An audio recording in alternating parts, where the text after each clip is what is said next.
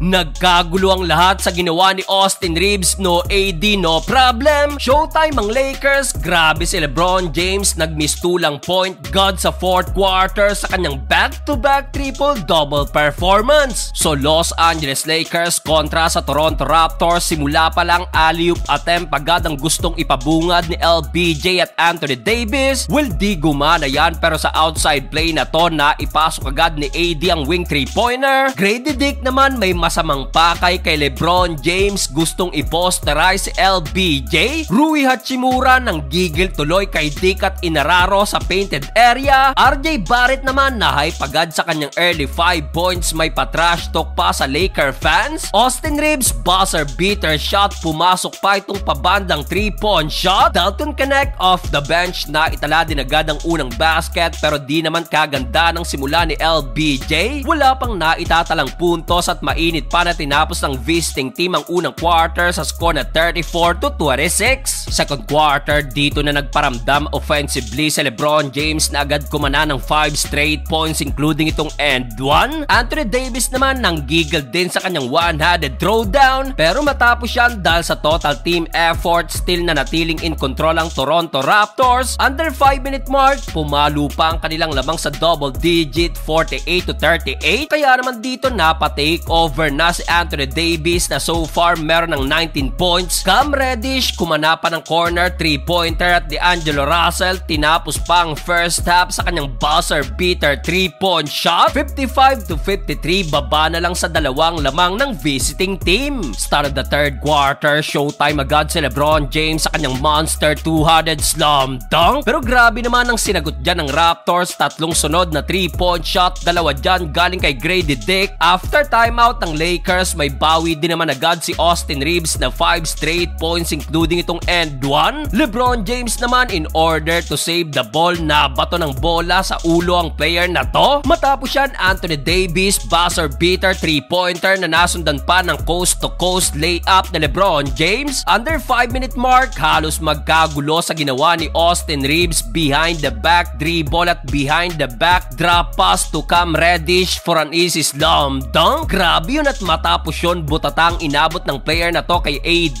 Problema nga lang dahil nadali ng kaliwang kamay ang mukha ni Anthony Davis. Diretso dug out si AD, pero good thing naman at nagtuloy-tuloy pang run ng Los Angeles Lakers. LeBron James to Dalton Connect, corner 3-pointer na nagbigay kalamangan na para sa LA 79-77. Napa-takeover pa si LeBron James sa dulo with 6 straight points na nag-angat sa 6-point lead ng Lakers 88-82. Fourth and final quarter, LeBron James to Cam Reddish, double-double na si LBJ. Matapos yan, LBJ to Jackson Hayes naman, two-handed slam dunk, at dito pumalo na ang lamang ng Lakers sa double digit. Hindi ma-check ng Raptors ang ball movement ng Lakers. Heto't another LBJ to Jackson Hayes alley-oop dunk. Pero under 8-minute mark, yung player na nakadali kay AD na si Jacob Bertel, this time sa LeBron James naman ang nabigyan ng siko sa muka. Good thing at pinagpaglang yan ni LeBron, at dito another good pass na naman to Austin Reeves. Ika-14 assist na yan ni LBJ. Without AD, heto't naghalimaw naman sa scoring si Austin Reeves na nagtotal sa 27 points. Pero halos lahat yan galing sa pasa ni LeBron James na tinapos ang laro na to sa kanyang back-to-back triple-double performance, 19 points, 10 rebounds at 16 assists.